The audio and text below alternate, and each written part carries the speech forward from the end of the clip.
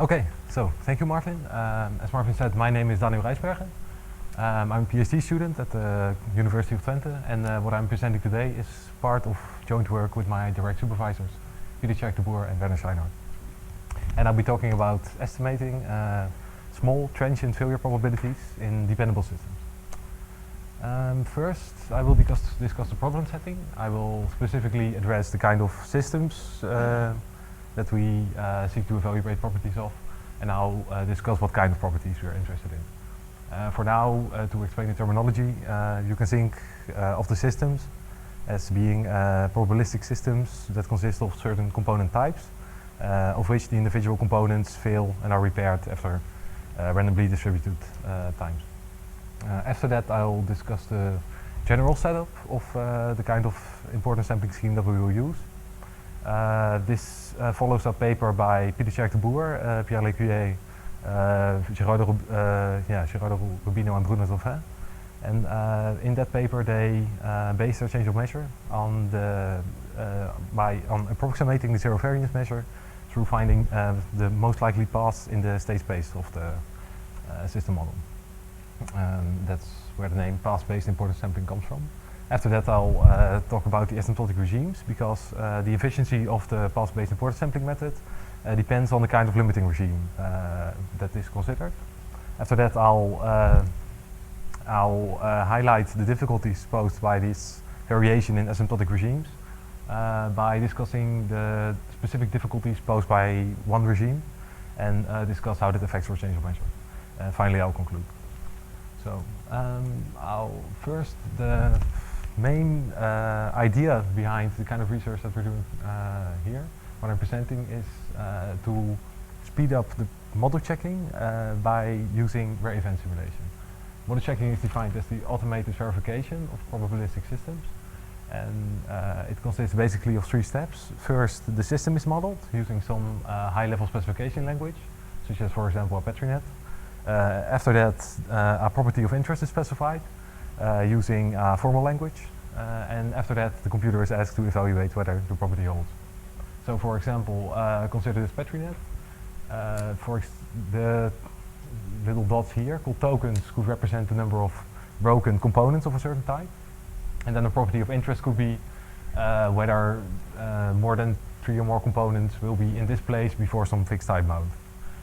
In that sense, the property of interest is transient, not steady state, and or event of interest will be called overflow to make kind of a relation with queuing networks.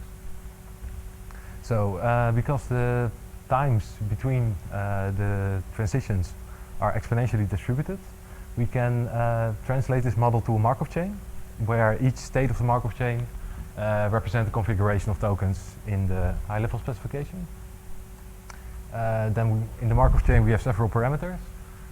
First we have, of course, the transition rates and the starting state, which are model parameters.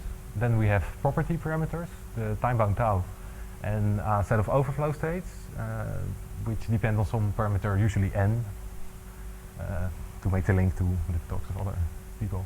And then our interest is to estimate the probability p of S0 and tau, which is the probability of reaching this set of overflow states before the time bound is hit. So, an example. For example, we have 2 queues in parallel. We have failure transitions with intensity lambda and repair transition with intensity mu. Then the overflow states are those states for which the number of broken components of one type has reached a certain overflow level. And starting in S0, we now simulate the system to see what this probability is. Typically in model checking, these probabilities are evaluated using numerical techniques. So first, the entire Markov chain is generated in the sense that the transition matrix is generated, then some numerical technique is applied, and the probability is evaluated. Of course, this is very general, but as n increases, and especially when the dimension, so the number of component types, also increases, usually these models become too large to evaluate. That's why they use simulation, because that can be applied from the high level, the description as a Petri net, for example. Of course, in a reliable system, the probability that we seek to estimate is typically very small, because it refers to an overflow or a failure. So we use importance sampling. Now, path-based importance sampling.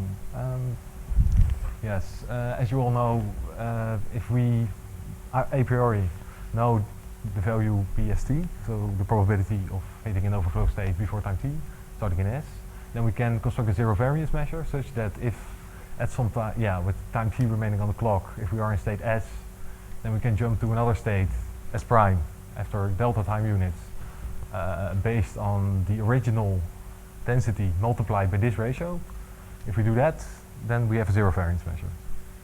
Of course, we do not know this function, so we try to approximate it, then substitute into this ratio, normalized, and hopefully end up with a good change of measure. As an approximation, we use the most likely paths.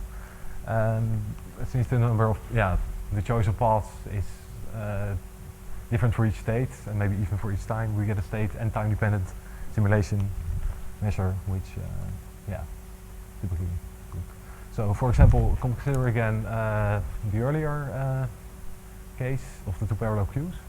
Then most likely paths from this state, for example, is this state, but this state of this path. But this path is, of course, also equally likely. And then say that during the simulation process we have hit this state, then these two paths are the most likely paths. Now, less likely paths are paths of this form, for example, where first a component of this type is broken and then the straight path is followed. This path has one more extra transition where a failure transition has to win the race, so to speak, of the repair transition. And this can become increasingly unlikely. Then there's another type of unlikely path, and that's a path that has a loop from the empty state to a neighboring state. This probability does not vanish typically in a limiting regime, but there are extra sojourns that may take too much time. So why do we use these most likely paths? There are a few advantages compared to analytical methods such as large deviations analysis. It can be easy to generalize, and the paths can be found quickly using the high-level specification, so the Petri net or the stochastic activity network. And when compared to other very general techniques such as balanced failure biasing and balanced failure biasing, this method can really speed up, improve upon those importance sampling schemes, because much more information is used to come up with a good importance sampling measure. So, however, of course, the path-based importance sampling method only works well when the most likely paths really come to dominate the real probability that you seek to approximate. And this only happens when the other paths occur with vanishing probability. When I say vanishing, I'm of course talking about a limiting regime. Now, consider again the example that we discussed earlier. In that example, we had a number of parameters, and depending on which parameter changes so that the probability that we seek to estimate goes to zero. The choice of parameter can make the probability drop to zero in two number of ways. It's better used by I can better illustrate that by directly switching to the types of limiting regimes. In the example, we had 4 parameters, 2 property parameters, tau and n, and 2 system parameters, lambda and mu. By letting each of these parameters approach some sort of limit value, the probability of interest can be made arbitrarily small. Now I'll skip to the first one. The first one is of course when tau drops to 0. This means that the extra sojourns. So I'll skip to the example. For example, if you have a loop, then you have 2 extra sojourns. When the time limit becomes smaller and smaller, you have less and less time to afford these extra sojourns, resulting in that the efficiency of the estimator goes down. A solution can be forcing in any type. Forcing means that the sojourn times are picked such that the sum of the sojourn times is smaller than the time bound. So you're basically conditioning on success. This is not a perfect solution because there's also something about the transition probabilities. If the time that you have goes to 0, then you also want the jumps back to occur with decreasing probability. So you also need to tweak the transition probabilities in some way when tau goes to 0. Another limiting regime is lambda going to 0. This is a very often discussed limiting regime. Not all sojourns now cause the probability of the path to go to 0, only those that have an exit sojourn in the empty state, because the exit rate of the empty state is only dependent on lambda. But also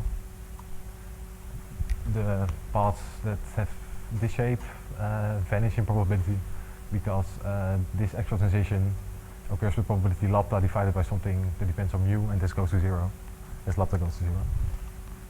Then kind of different regime. The regime n going to infinity is not usually considered in isolation.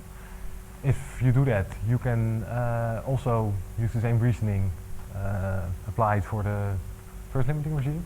The extra sojourns simply consume too much time. So also in that case, you can prove that the probability of the straight path or paths comes to dominate the real probability. We've only proven it for simple cases yet, but hope to generalize it. Usually in the literature it's considered in combination with two other regimes, lambda going to infinity and mu going to infinity, as long as transient probabilities are estimated. Usually n going to infinity is combined with the estimation of steady state properties. Now the regime that I'll discuss in the most detail is the regime where mu goes to infinity. Again, a failure transition, winning the race from a repair transition, occurs with dropping probability.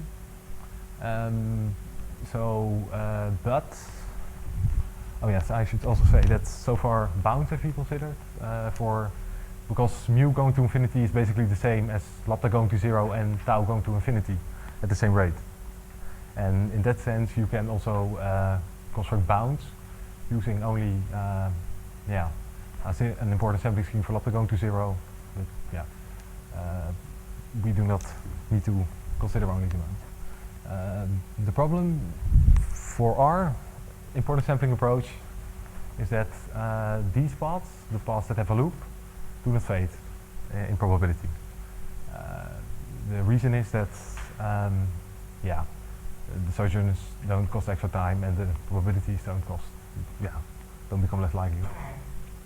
The result is that in the limiting regime, if the other paths that make loops also significantly contribute to the probability of interest, that our important sampling scheme does not get better, and we may, if it already performs bad, if the product between lambda and tau is high enough, then it will keep performing bad, even if our probability of interest goes to 0.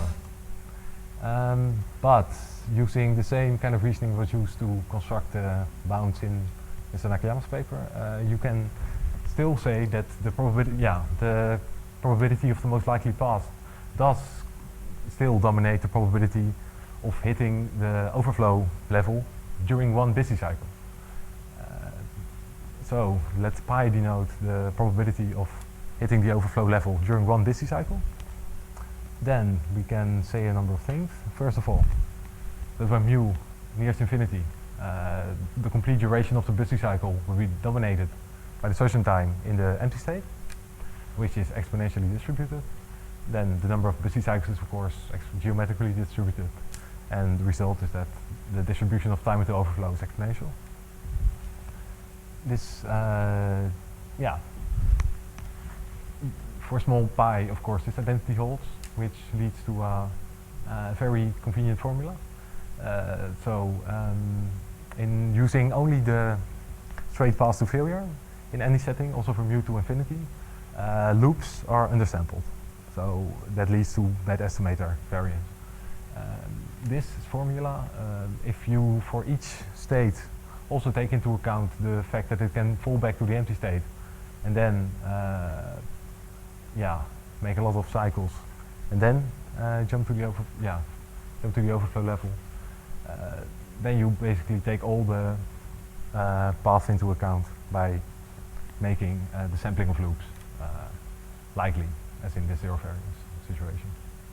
A few interesting things. So this is linear and t, which is of time dependent, and yeah, it's also dependent on 1 divided by the expected duration of the busy cycle, and this seems to hold in much more general cases.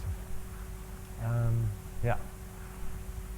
Using this this change of measure, so for each state you use its own straight paths combined with the path that falls back to 0 multiplied by this probability, you get a change of measure that works well in several regimes. So I will conclude. Model checking is of course a very, letting a computer decide what a optimal change of measure is of course hard. Your method of finding one needs to be very general. We argue that path-based importance sampling can be general enough.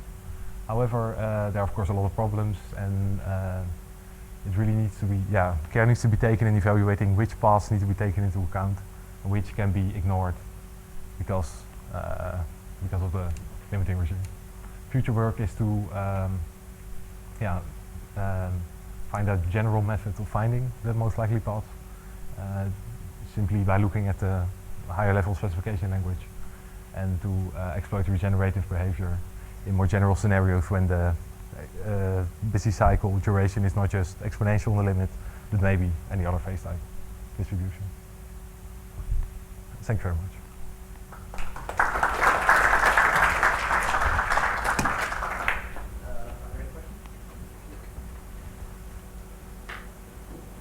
Thank you once again.